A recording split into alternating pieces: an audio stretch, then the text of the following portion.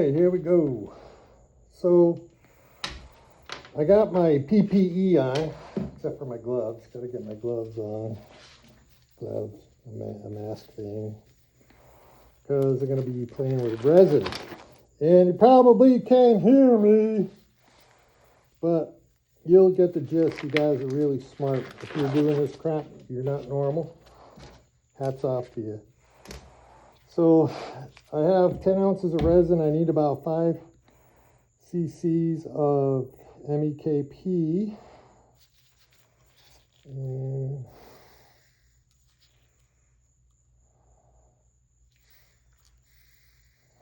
let's see here. So about 5 cc's is like, it's around 2%. Like I said before, I was having problems with it popping off because of the humidity, I guess. But we'll go with 5 cc's and 10 ounces is somewhere between 1.5 and 2%.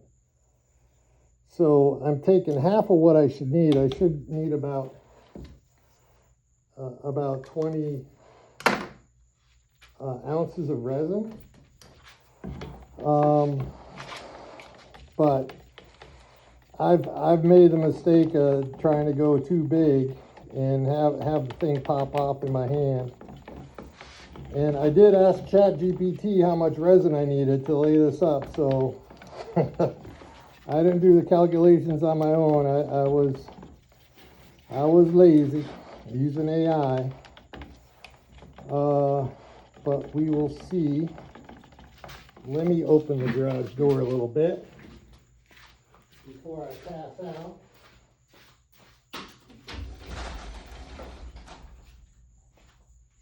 Should always have good ventilation when you're doing this. I don't have the greatest ventilation. Thinking of going to Harbor Freight and getting one of those little fans, putting it at the base of the door over there. But these are the issues we have as mid-fleet sailors, so this is our life.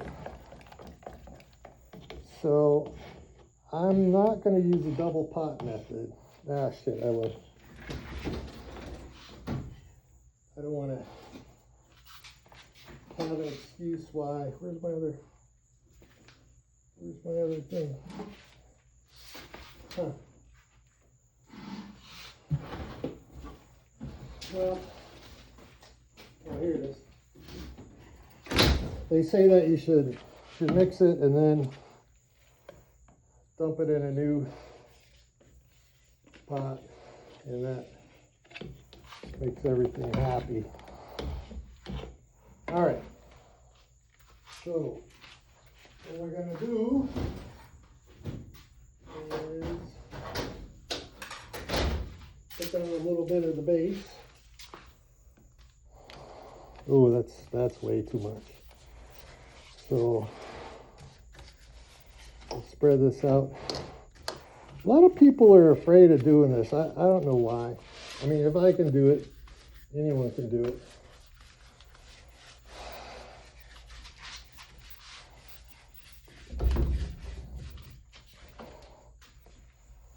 And these, I'm just going to put right over these little screws. I already poked holes in them. There you go.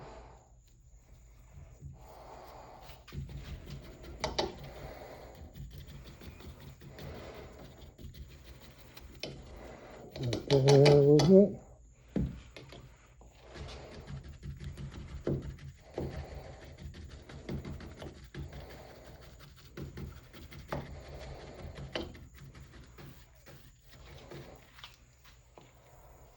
Oh, let's go with the second piece.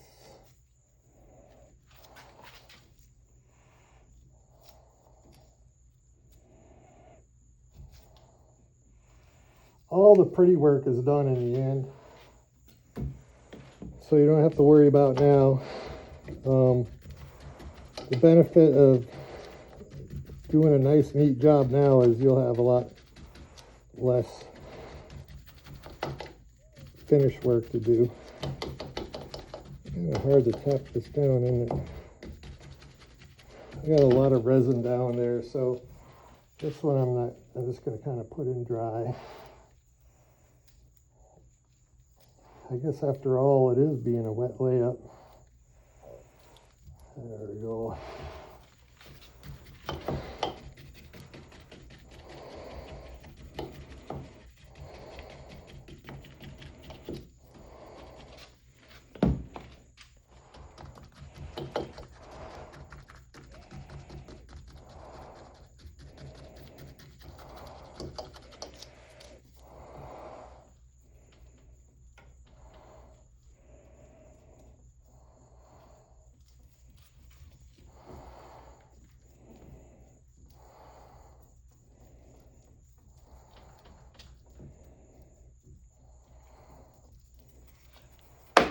Go. This is my short one.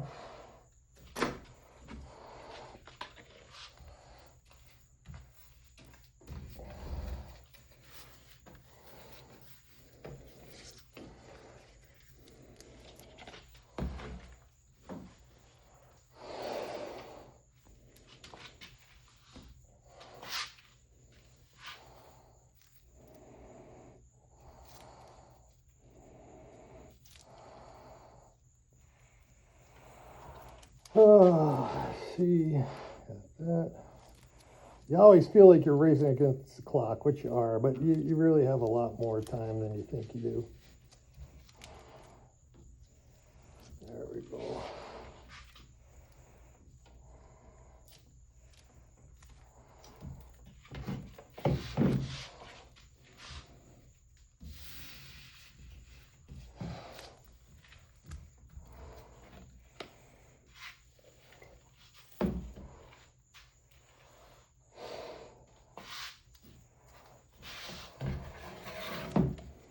I don't think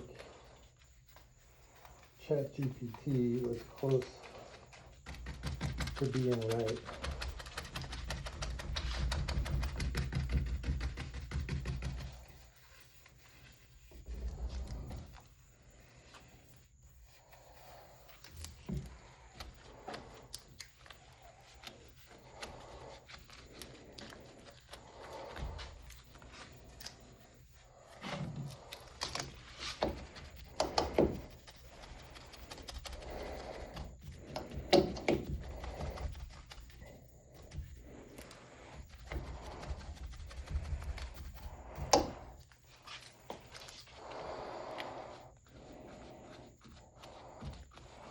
One of these, really what you should do, I just don't have the room to do it, is wet out your fiberglass first and then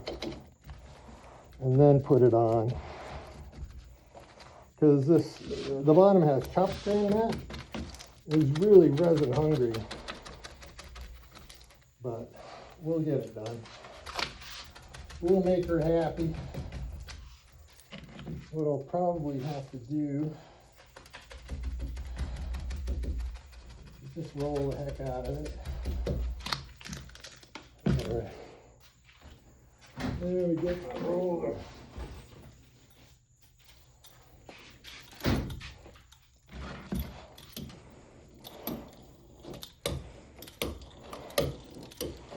You don't want to press too hard on this. You just kind of want to let it know that you're there, but not mad at it. Just kind of like saying, hey buddy, do good things for me, please. Make this boat nice and strong so I can go fast and stay in the mid-fleet.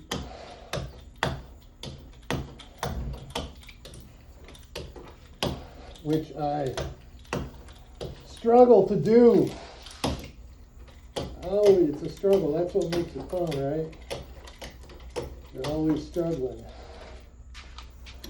Man, I remember I was racing in the Thin Gold Cup in 2001 at Eastern Yacht Club. That's where we used to practice on Salem State.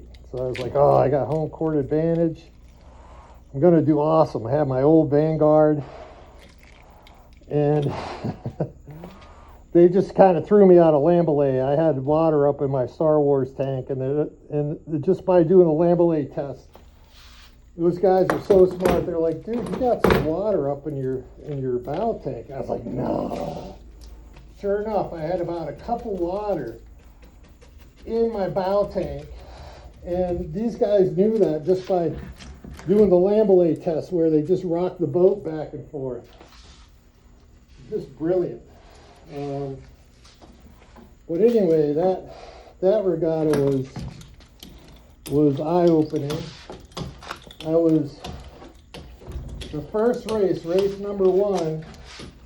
I was the first American around the windward mark, 8th overall. I was like, yeah, my day's finally come. And then I just ping-ponged back to the back of the fleet. I was horrible downwind. I never developed good technique in the boat. You really got to be a super athlete, which I wasn't at the time. And you need a lot of time in the boat, which I didn't have.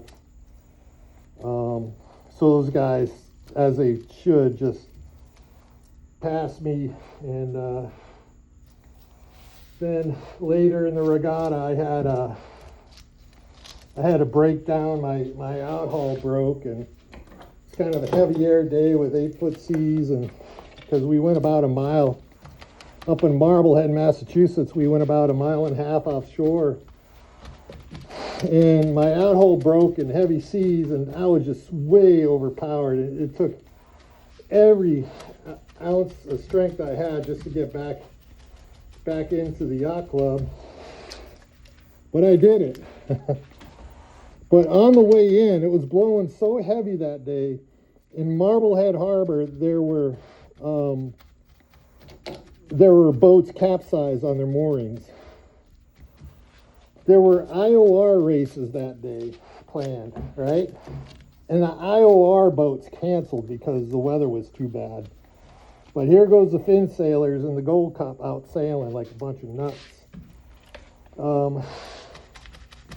And on my way in, I got hit with a big gust and I capsized in the harbor.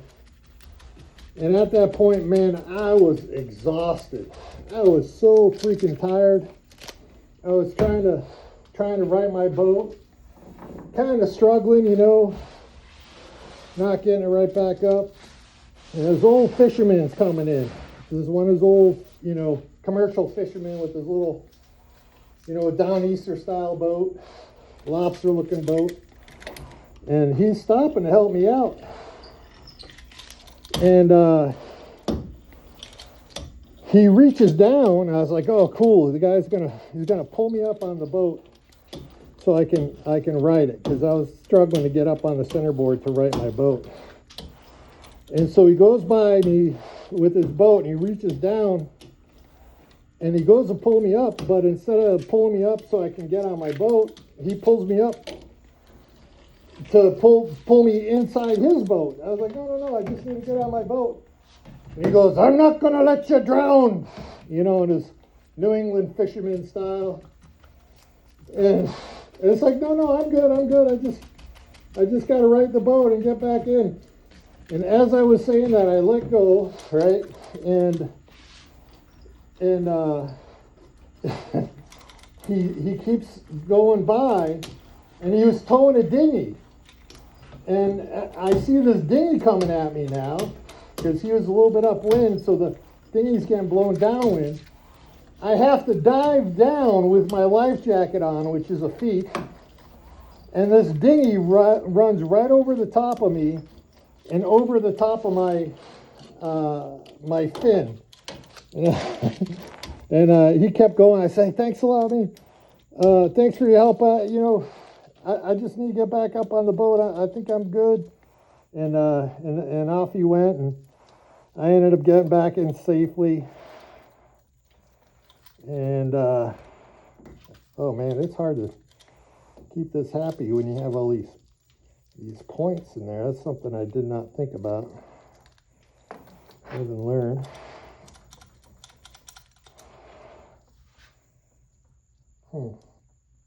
Might have to redo that or just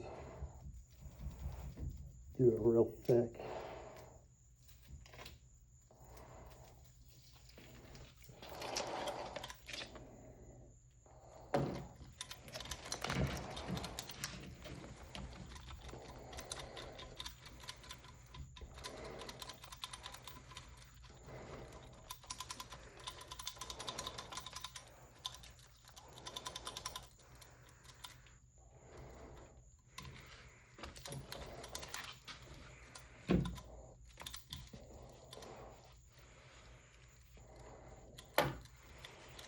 Yeah, I think I'll just have to do that kind of thick there. Oh well.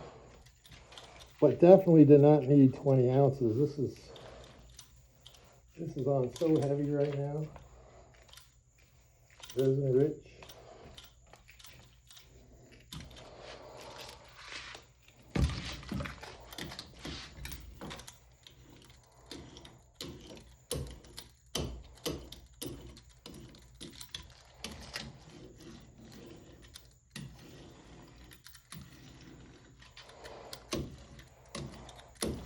Yeah, it's definitely a lot happier getting rolled out with kind of with the grain than against the grain. But that looks okay. And down here, so it's a little opaque, a little transparent in the way. Oops. Alright, let's get some of that good stuff. Alright.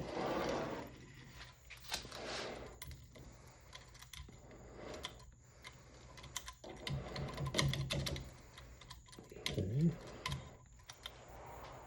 Alright, did we do it? I don't know.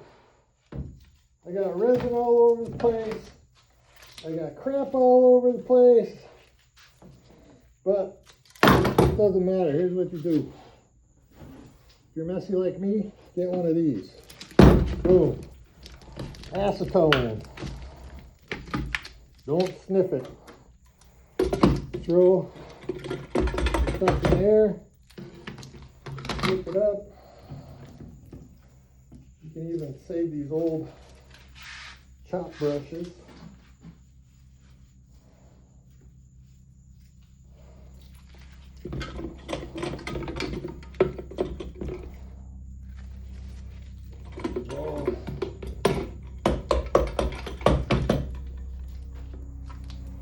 Alright. Got monster ants. Alright, what are you gonna do? I'm a mid-fleeter, man. I do things as time permits and usually half-assed, but good enough to get me on the water and keep me in the mid-fleet. This stuff is awesome. I don't know if anyone's used this. It's called peel-ply. But the trick is you need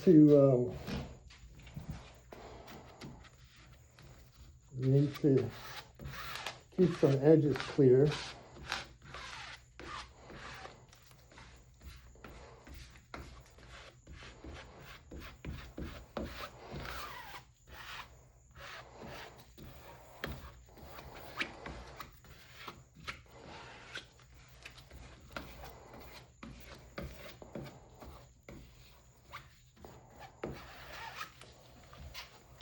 It's better if you get the roll of this stuff because you don't have these little ridges, but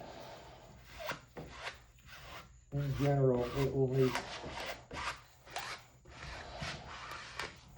your life 100 times easier.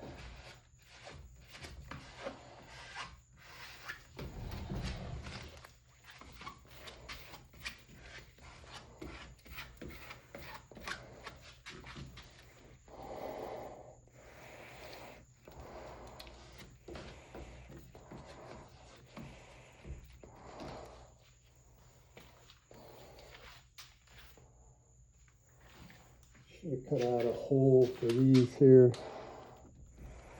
but I'm telling you, man, prep is like the name of the game. Learn from my mistakes. I should have prepped this more. I should have cut a hole out because I knew that was gonna do that. I was like, I'll just wing it, but it's a lot harder to do when you're kind of under the gun.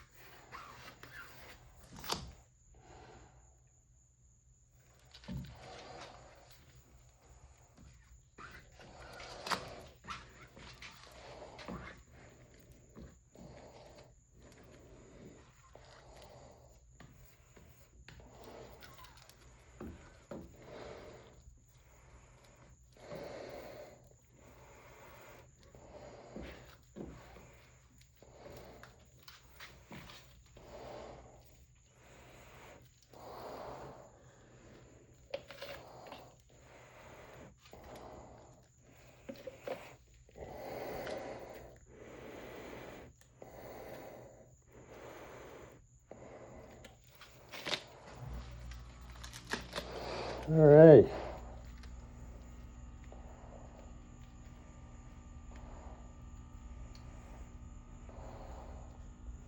That's it. Once you got it, don't monkey with it. Just leave it. Leave it be. Don't be all touchy-feely. Because then you just start messing it up.